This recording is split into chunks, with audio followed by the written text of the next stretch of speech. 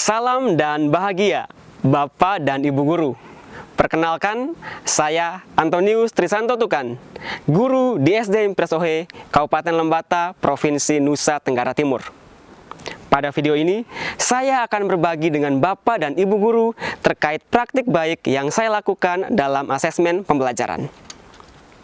Asesmen adalah salah satu bagian penting dalam pembelajaran berupa proses pengumpulan informasi untuk mengetahui kebutuhan belajar, perkembangan, dan pencapaian hasil belajar murid, yang hasilnya kemudian digunakan sebagai bahan refleksi serta pedoman untuk meningkatkan kualitas pembelajaran. Akan tetapi, dalam situasi yang dihadapi, murid seringkali merasa cemas, takut, dan tertekan ketika mendengar kata asesmen. Hal ini karena bagi murid, asesmen identik dengan tes yang susah dan menyeramkan. Kecemasan, ketakutan, dan tekanan yang berlebih ini membuat murid kesulitan dalam memproses informasi dan berpikir secara baik, sehingga murid tidak dapat menunjukkan kemampuan yang dimilikinya secara maksimal. Situasi ini dapat menjadikan hasil asesmen yang diperoleh tidak dapat secara optimal mengukur hasil belajar murid dan kualitas pembelajaran. Dalam situasi ini, tantangan yang saya hadapi adalah bagaimana merancang asesmen yang dapat menghilangkan rasa cemas, takut, dan tertekan dalam diri murid. Selain itu, asesmen yang dirancang juga harus mampu melihat ketercapaian tujuan pembelajaran yang telah dilaksanakan. Oleh karena itu, untuk menghadapi situasi dan tantangan tersebut, saya merancang asesmen pembelajaran yang menyenangkan. Pada mata pelajaran IPAS kelas 5 materi ekosistem, saya melakukan asesmen formatif yang dirancang secara menyenangkan dengan menggunakan post assessment. Ingin tahu bagaimana asesmen pembelajaran yang saya lakukan? Ayo, ikuti kegiatan saya berikut ini. Pada tahap persiapan, saya menyusun rancangan asesmen dengan berpedoman pada panduan pembelajaran dan asesmen, serta topik asesmen SD pada fitur pelatihan mandiri PMM. Saya kemudian mendesain asesmen dalam bentuk post assessment. Di setiap pos, terdapat asesmen berupa misi atau tugas yang perlu diselesaikan oleh murid. Saya merancang 6 pos assessment sebagai berikut: pos mencari kata, teka-teki silang, kuis labirin, kreasi karya, muro, dan pemecahan masalah. Selanjutnya, saya merancang lembar rubrik beserta deskripsi kriteria penilaian. Saya juga merancang instrumen yang akan digunakan pada setiap pos, seperti lembar mencari kata, lembar teka-teki silang, lembar analisis muro, audio dan lembar pemecahan masalah, kuis labirin pada platform Wordwall, dan berbagai media atau peralatan lainnya yang dibutuhkan dalam asesmen. Saya juga berdiskusi bersama rekan guru berkaitan dengan konsep asesmen, rubrik, dan instrumen yang digunakan demi mendapatkan masukan sebelum pelaksanaan asesmen. Oke, baik murid-murid. Selanjutnya kita akan melaksanakan asesmen formatif mata pelajaran IPAS pada materi ekosistem yang sudah kita belajar bersama-sama. Nah, pada tahap pelaksanaan, terlebih dahulu saya membentuk murid ke dalam beberapa kelompok yang terdiri dari 5-6 orang. Pembentukan kelompok ini saya lakukan dengan menggunakan permainan membuka kartu. Murid memilih kartu yang akan menunjukkan kelompoknya. Setelah itu, murid berkumpul dalam kelompoknya masing-masing dan diberikan informasi tentang cara menyelesaikan asesmen. Sudah siap untuk asesmen? Siap! Kalau sudah siap, mari kita mulai asesmennya. Silakan menuju ke pos masing-masing. Selanjutnya, asesmen pun dimulai.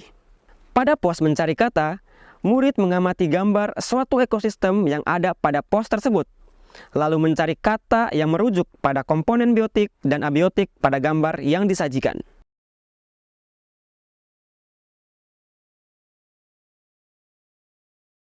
Pada pos teka-teki silang, murid berdiskusi untuk menyelesaikan pertanyaan yang diberikan pada lembar teka-teki silang yang ada. Pada pos kuis labirin, murid menyelesaikan misi berupa permainan atau kuis labirin dengan memanfaatkan platform Wordwall. Murid menjawab pertanyaan yang disajikan dengan mengerahkan avatar permainan pada ruang dalam labirin yang sesuai dengan jawaban dari pertanyaan tersebut. Pada pos kreasi karya, murid mengambil salah satu amplop yang berisi gambar-gambar makhluk hidup. Lalu dari gambar yang ada, murid berkreasi untuk membuat rantai makanan dengan memanfaatkan perlengkapan lain yang disediakan pada pos ini. Pos selanjutnya adalah pos Muro.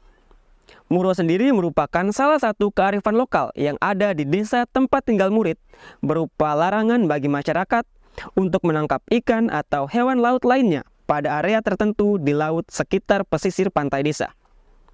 Daerah Muro ini hanya dibuka 1 hari dalam kurun waktu yang lama untuk masyarakat dapat menangkap ikan di daerah tersebut.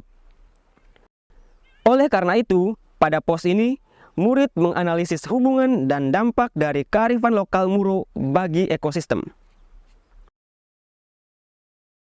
Pada pos pemecahan masalah, murid mendengarkan masalah sederhana yang disajikan melalui audio.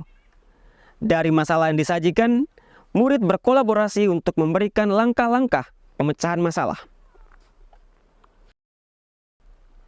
Misi dari setiap pos harus diselesaikan dalam waktu 10 menit. Setelah itu, setiap kelompok berpindah ke pos selanjutnya hingga pada pos terakhir. Selama pelaksanaan asesmen, saya juga melakukan pengamatan untuk melihat aspek kerjasama murid dalam kelompok. Asesmen yang dilakukan ini tidak hanya menekankan pada aspek pengetahuan, tetapi juga keterampilan dan sikap. Asesmen ini juga melibatkan berbagai gaya belajar murid, baik itu visual, auditori, maupun kinestetik. Setelah selesai pelaksanaan asesmen, maka saya melakukan analisis pengolahan hasil asesmen. Dari hasil pengolahan data, diperoleh informasi bahwa sebagian besar murid telah berada pada level cakap, sehingga telah memenuhi kriteria ketercapaian tujuan pembelajaran. Berdasarkan hasil ini, maka selanjutnya diberikan umpan balik dan tindak lanjut yang sesuai dengan hasil belajar murid.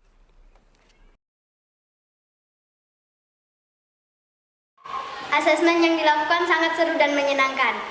Kegiatan pos asesmen membuat saya semakin bersemangat untuk mengikuti asesmen. Melalui aksi ini, murid yang semulanya cemas, takut, dan tertekan saat asesmen, kini terlihat senang dan bersemangat, sehingga murid dapat menunjukkan kompetensi yang dimilikinya secara maksimal. Melalui aksi ini juga, saya berhasil untuk mendapatkan informasi tentang ketercapaian tujuan pembelajaran secara lebih optimal, sehingga saya dapat melakukan umpan balik dan tindak lanjut yang tepat dalam pengembangan pembelajaran yang selanjutnya. Bapak dan Ibu Guru, demikianlah praktik baik asesmen pembelajaran yang saya lakukan. Semoga bermanfaat. Sekian dan terima kasih. Salam dan bahagia.